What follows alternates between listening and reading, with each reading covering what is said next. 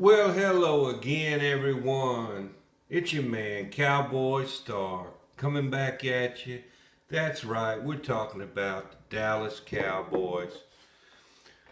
Well, folks, it's been a couple of days. Sorry, work has been pretty hectic lately, but man, we won a game. We won another game.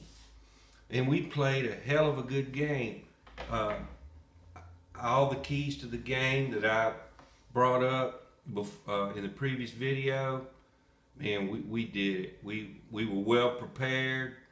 I think we caught the Eagles a little bit by surprise. I don't think they thought our offense was quite that good, but they found out the hard way that it is that good. And what I like about what we're doing is we're not doing the same thing every week. We're adapting to the opponent, and that's how you win in the NFL. You can't go out there and do the same thing every single week against every single opponent and expect to have a lot of success, because the NFL, they scour they scour all the internet, they scour all the tape. They're going to find something that you do good, the previous week. So you got to change it up every single week, and you got to play to the other team's weaknesses. And that's exactly what Dallas Cowboys are doing. I love the way Kellen Moore is calling the plays right now, too. I mean, he's really doing a great job. He's mixing everything up. He's using Zeke. He's using Pollard in the backfield. He's using both the tight ends, Schultz and Jarwin. He's using the receivers that we have. He's just spreading the ball all around.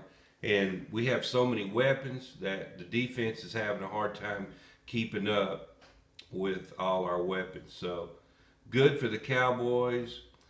We still had another clock management glitch by Mike McCarthy. I don't think he's smart enough to figure it out during the game. He needs to assign somebody to be the clock manager, because he should have called a timeout there.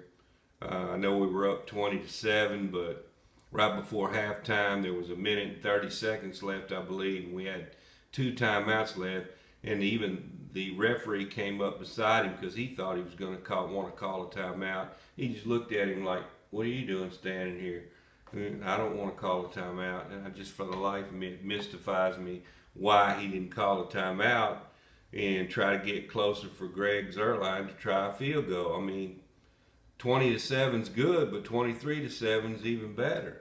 So I don't know, man. He's made some bonehead. I mean, that might come back to haunt him if he keeps doing clock management like he's doing right now.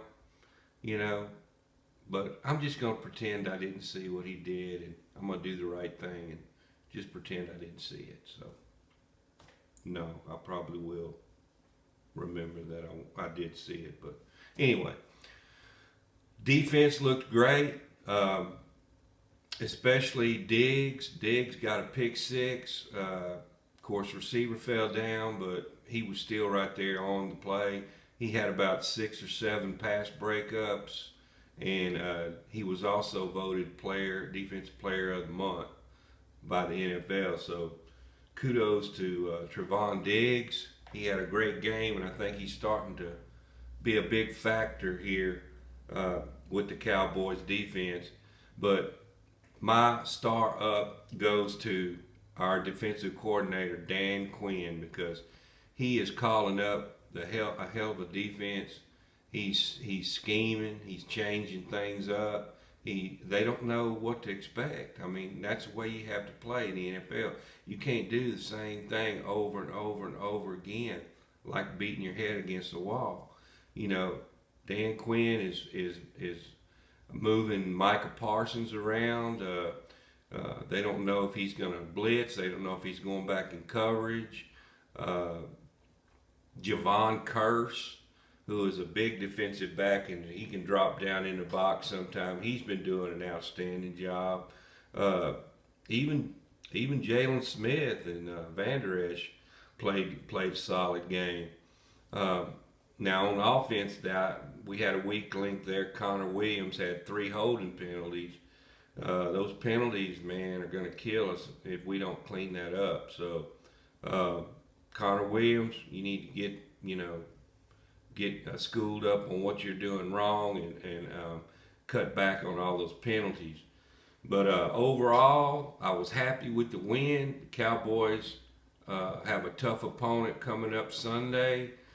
We play the Carolina Panthers, who are undefeated at the time. Of course, they haven't really played anybody really hard. Uh, they've played some mediocre teams, Jets, and can't remember who else they played, but it wasn't anybody real. Oh, Houston. I think they played Houston. Um, I can't remember who they played in the first game, but I mean, they got a good coach. Uh, their running back is going to be out, McCaffrey, and J.C. Horn had a broken foot in the last game, so he's going to be out for a good while, if not the rest of the season. So we caught a break there, not wishing injury on anyone, but now that it happened, we did catch a couple of breaks there. And, the Cowboys can really show who they are this week. They're coming to Dallas to play us, so I'd like to see the Cowboys have another strong game. But you let me know what you think. Leave a comment, and don't forget to subscribe to the channel. That sure helps out, guys. I appreciate it. All those of y'all that have already subscribed. But the Cowboys going against the Carolina Panthers. I think they play at noontime. So if you're a Cowboy fan, be sure y'all are tuning in. And there's not much other news going on. I mean, we still have Lyle Bonehead Collins out for another 2 games, so he'll be out another 2 weeks. He could have had a 2-game suspension, but instead of taking the 2-game suspension, he appealed and went to an arbitrator, and the arbitrator said, no, you're going to get a 5-game suspension because you tried to manipulate the sample tester. So he only screwed his own self. I don't know if that was his agent that instructed him to do that, or Jerry Jones, or who, but whoever did really screwed up there for Lyle Collins. But that's good enough for him, because he should have been on top of things anyhow. But anyway, with that being said, guys, I just wanted to get on here real quick and make sure y'all were updated on everything. And we'll catch you next time. With that being said, I'm out.